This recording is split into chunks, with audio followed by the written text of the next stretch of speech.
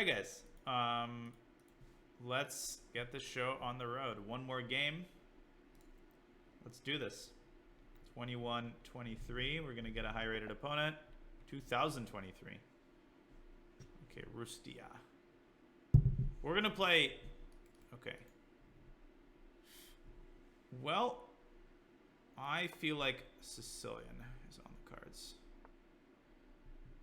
All right, I have an idea. There's a Sicilian line that I haven't played, I think, at all in the speedrun, and it's one of those lines which I'm sure some of you have seen before, but it often flies under the radar. It's called the Nimzovitch Sicilian. Now, you're familiar with knight c6, d6, and e6, but do you know that knight f6 is also a semi-legitimate variation? Obviously, the reason it looks very dubious is precisely because of e5, which attacks the knight. But this is kind of, I would call this an improved version of the Alekhine. Min plays this all the time. So we get essentially an Alekhine here with a pawn on c5. And, okay, he goes c4. So he's playing this like an Alekhine, but it's not really going to cut it because this pawn on c5 is discouraging him from playing d4. Okay, so this knight is often tucked away back to c7, and later it can go out to e6 to contest the center. This is pretty normal. And now we just develop normally. Okay, we should take this pawn. So we have a couple of ways to go about it. First, let's get the knight out to c6 and contest his centralized knight on d4, as we often do. All right. I believe in my part of the wood, in my part of town, this is called a free pawn. And it's not like the Smith-Morra. We've both developed two of our knights, so I don't feel like white's got significant comp here. This guy doesn't seem very concerned about it. Okay, so how should we go about developing this bishop? What do you guys think we should do next? Should we play d6, e6? I like playing g6. I like g6 a lot. Fianchettoing because also it defends the knight on e5. So if he plays bishop f4 with tempo, we can still fianchetto. Okay, he castles, so we fianchetto anyway. And now basically just a pawn down for no comp. We're going to castle, play d6, complete our development. Easy, typical stuff, as we often do in the Sicilian. In fact, okay, f4, knight c6.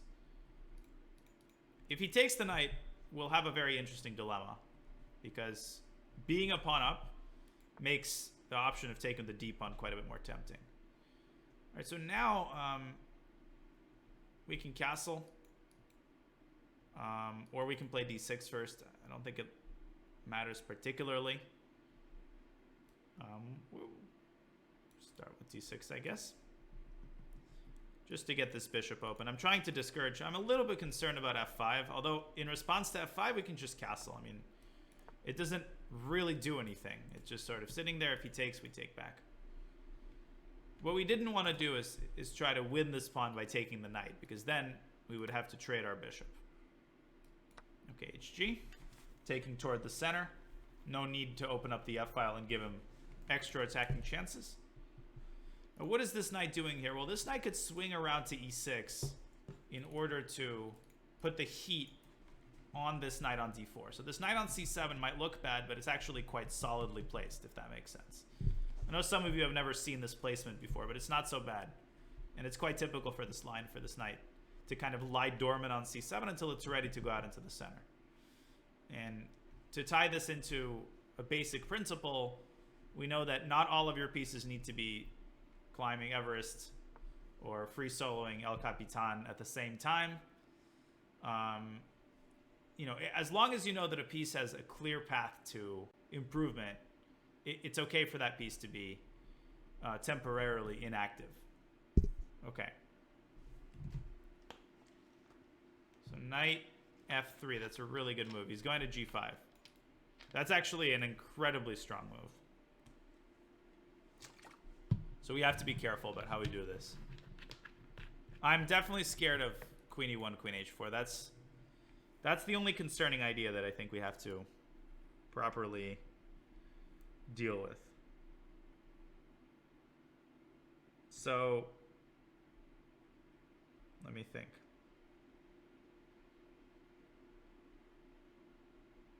Yeah, my proposal is that we try to nip this in the bud by playing bishop g4. My proposal is that we try to nip this in the bud by trading on f3 as quickly as possible, or at least holding the bishop on g4. He plays queen d2, which is less scary because I feel like the maneuver to h4 was more concerning. But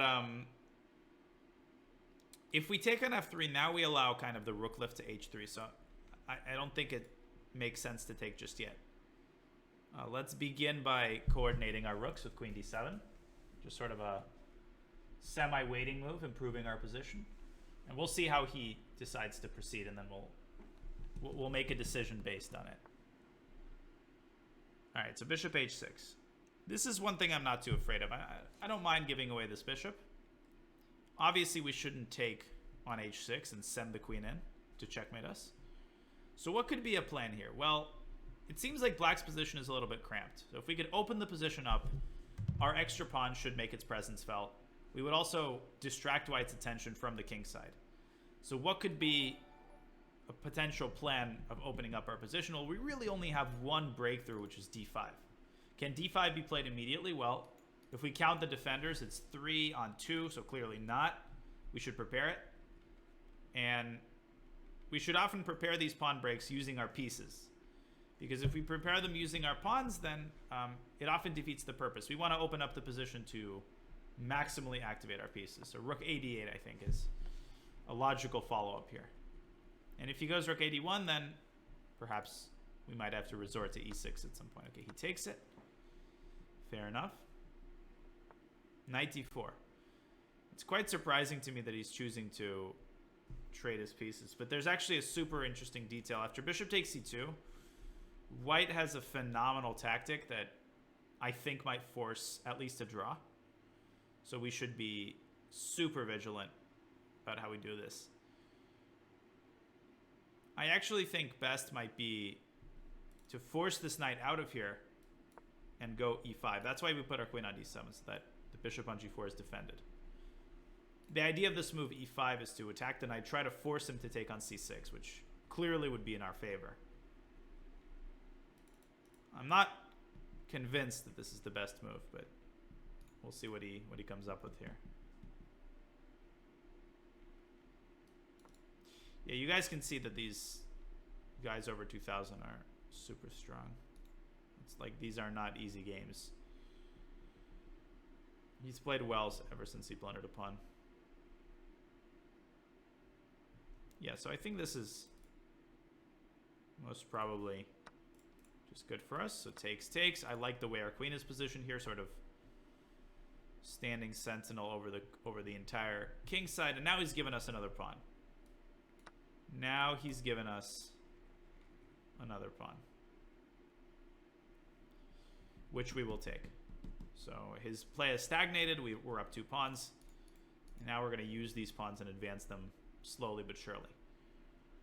All right, so in such positions, I think people kind of get overwhelmed. Let's say you're up 2 pawns. How do you convert an advantage like this? Well, you need to prioritize. First, you need to get your pieces back to safe, on, invulnerable squares, and then you can worry about starting to push your pawn. So a big mistake here, I think, would be to go d5 prematurely. The queen on c4 is sort of stranded. So one move that I really like is just drop the queen back to e6 and follow this up with a forbidden move f6 to cover the g5 square. Some of you might be afraid of knight g5. He plays it. It's actually not scary. We just drop our queen to e7, and then we can play f6 on the next move. As always, you shouldn't be afraid of one-move threats just because it's a one-move threat. This is a very common situation. We invite a move that looks scary, but we realize that it doesn't actually contain any danger. Now we start pushing white's pieces off of their squares. How do we do this? Well, let's start by playing f6, getting rid of this knight. Now d5 is going to be super tempting, and we can definitely play it on the next move. We probably will. So we can decide between playing f5 on the next move and d5. Since our d pawn is passed, I think it makes a little bit more sense to push that pawn. Pushing f5 weakens the g5 square. Again, this is after knight f3, so we should definitely go d5. He's going to go knight c5, I'm pretty sure. And then I've prepared a nice move. Think about what we're going to do after knight c5. We have a very nice way to defend everything and offer another trade. Okay, knight g3. I'll show this after the game.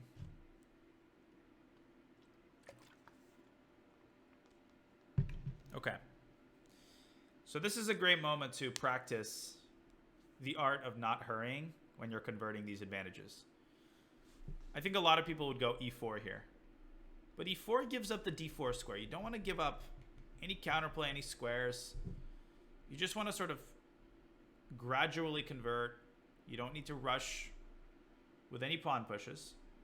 So one, I think, great move here is to finally activate this knight and put it on e6. Put it in the center where it can supervise the progress of the pawns. Knight h4, one move threat. He wants to fork our queen on f5. He's got both knights eyeing that square. How can we defend that square actively? Like, I don't like king f7. It allows queen h6. I want our king to be firmly placed on g7, so we can go knight c to d4. Yeah, we can go knight c to d4. And then on the next move, we can play f5, opening up an attack on the h4 knight. So, probably not the best conversion, but I'm not giving him any chances, as you can see.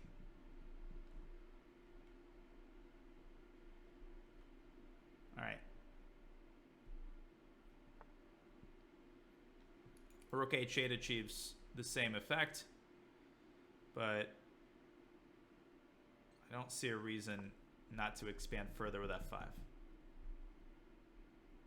Knight f3, we take it, then we push the e and d pawns forward. And White's counterplay is completely dried up.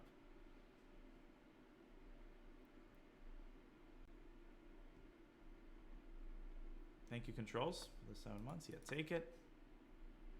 These might take with the pawn to try to slow down the pawns, but it's not going to achieve the desired effect. No, he takes with the rook, so he walks right into e4. Now we can just push. We've optimized all of our pieces. You don't want to rush, but you also don't want to just waste time for no reason. Once you're pushing, push.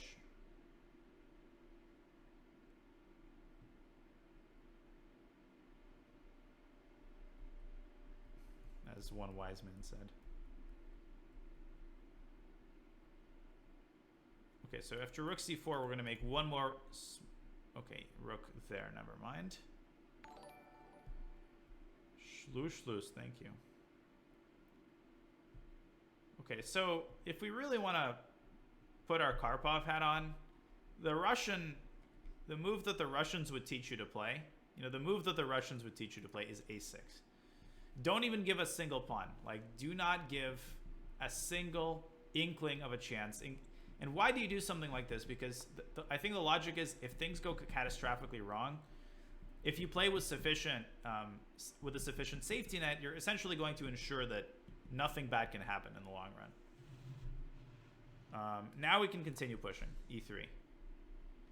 And once he sinks his queen into d3, we can smoke the queen out using our knight. Knights are very good at smoking pieces out of these kinds of squares. Now, we couldn't go knight f4. That's why he presumably put his rook there, but we have c5. And now we're basically ready to push our d-pawn and start, the final invasion. Yeah, I don't see why not. Thank you, Louis, for the prime.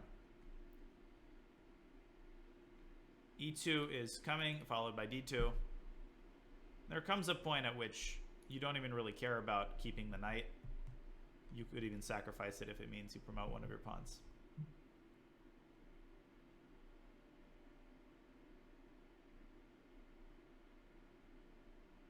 Well, I'm getting stiffer resistance, as you guys can see. There's a couple of nerve-wracking moments in most of these games.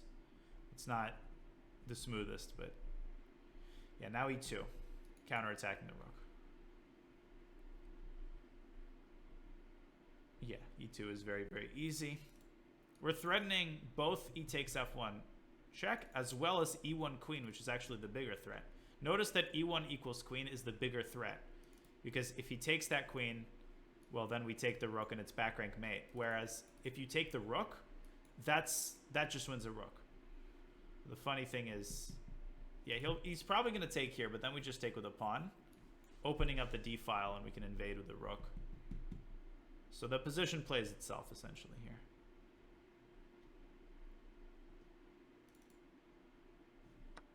Yeah, so DE. And now swooping into D1. He probably thinks queen c3 gives him some chances, but it doesn't. This is very, very typical. If he takes on e2, we just take back. The fact that the rook is pinned means that he can never take on e2.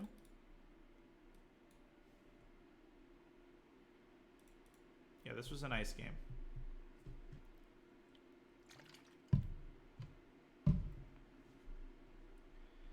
Yeah. Okay, now how should we win the game? What's the winning move here? The logic here is that the queen defends the rook. So if we can get this queen out of c3 at any cost, it's immediate checkmate. So it doesn't matter how we do it. Yeah, rook, except rook d4. All right, I don't want to hear the move. I'm even hovering over the right piece. Queen f6. This isn't about trading queens. Okay, so he continues to flap around here. We're going to go knight e4. If he doesn't want to take my knight, I'm going to use it to get his queen out of the way.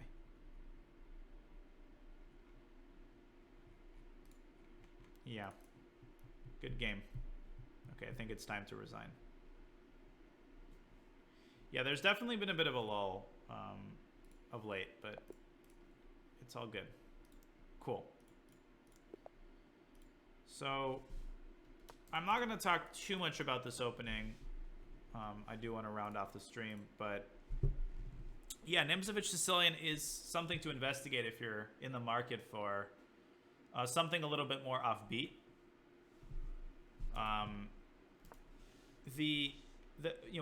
White can play e5. White can also play knight c3, and here the Nimzovitch way is to play d5. This leads to one of the most unique structures, very un-Sicilian. Like, you don't get these structures in the Sicilian almost ever. And although white can get a slight advantage in a variety of ways, it's honestly not such a bad opening. And if white is not precise, I've seen black at really nice positions out of the opening. You can check out Min's blitz games. He does super, super well. He does super, super well in these types of positions.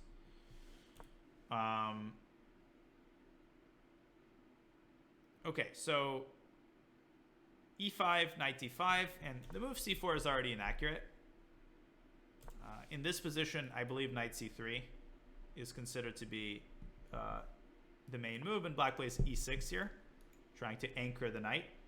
And you have this weird line where white captures and plays d4. There's a lot of theory here. There's a pawn sack line, super cool.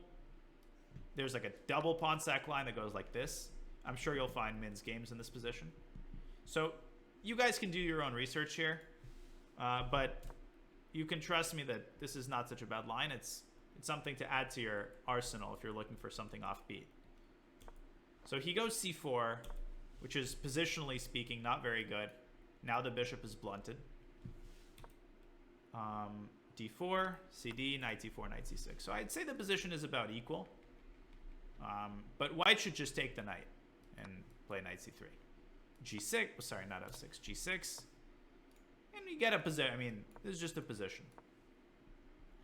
I think black is totally fine here. Eventually, we're going to go d6 and break down this pawn chain. So I quite like black's position here. But this is definitely better than what he did. Knight c3 just blunders a pawn. So this definitely shows that even very strong players, when faced with unfamiliar opening territory, they tend to falter up until the level of 2300s, even if they think that they're playing naturally. So bishop e2, it's called the Nimzovitch Sicilian. g6, castles, bishop g7. This stretch was very obvious. We're just developing our pieces. Castles, ghg, knight f3, which was a really nice move. And we decided on bishop g4.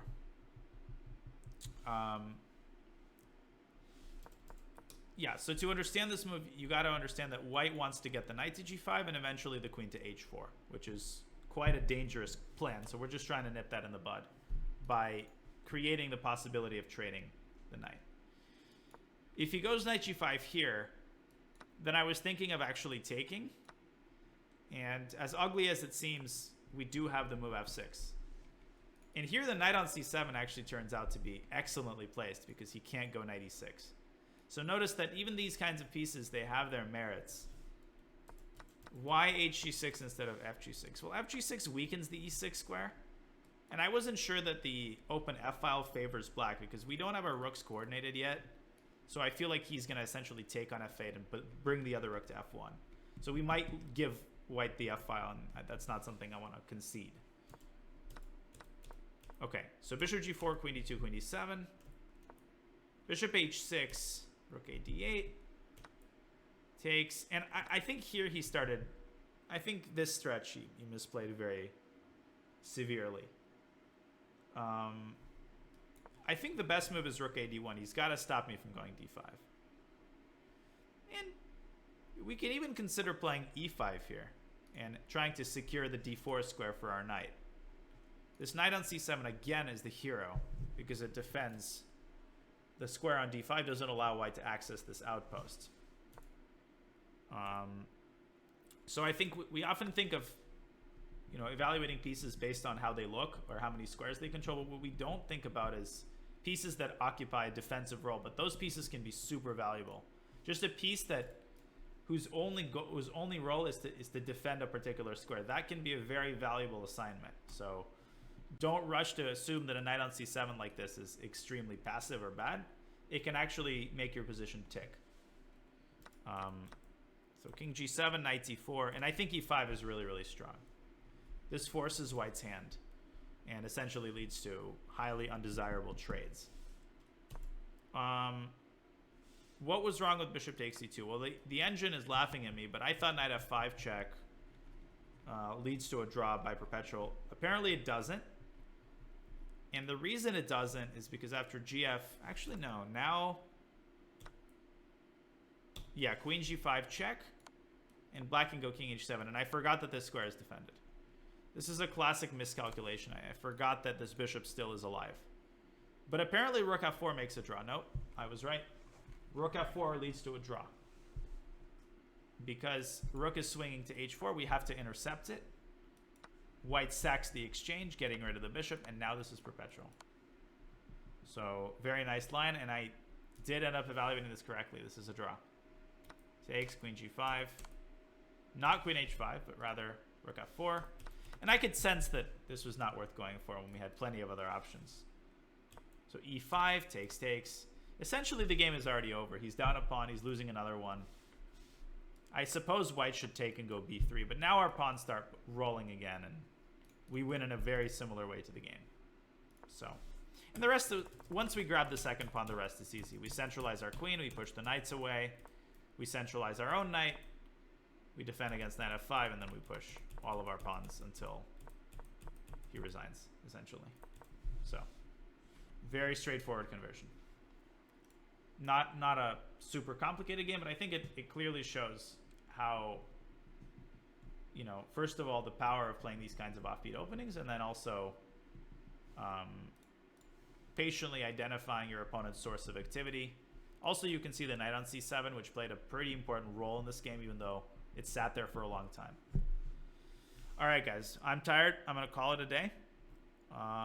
More stuff coming your way tomorrow, but I'm going to hit the sack. And I'll see you guys later. Thanks for hanging out. I really appreciate your support throughout the tournament. Good night, guys.